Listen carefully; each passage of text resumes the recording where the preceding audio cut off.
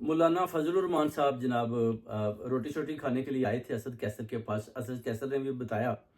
کہ مولانا صاحب کی طرف سے ہم نے کئی دفعہ روٹیاں کھائیں اور ابھی مولانا صاحب کو بھی روٹی کھلا رہے ہیں. اب مولانا صاحب کہتے ہیں کہ میں تو ترامیم کے سامنے کھڑا ہوں, کسی صورت بھی اس کو پاس نہیں ہونے دوں گا, مگر اندر کی خبر ہے کہ مولانا صاحب بھی گیم ڈال رہے ہیں. اب دیکھنا ہے کہ جو مولانا صاحب بات کرتے ہیں اس میں کتنی سچائی ہے اور کتنی دیر تک مولانا صاحب اس ترامیم کا مقابلہ کرتے ہیں. اگر تو رستے میں سے بھاگ گئے اور ان کا ساتھ دے دیا اور اس ترامیم کے اوپر انہوں نے سائن کر دیے, تو پھر آپ کو پتہ ہے یہ جو شیطان اعظم ہے قاضی فائز عیسیٰ, اور اس کے بعد پھر وہ کہتے ہیں نا شیطان کے شر سے بھی بچیں. پھر مولانا صاحب کو بھی دیکھنا پڑے گا کہ جناب اگر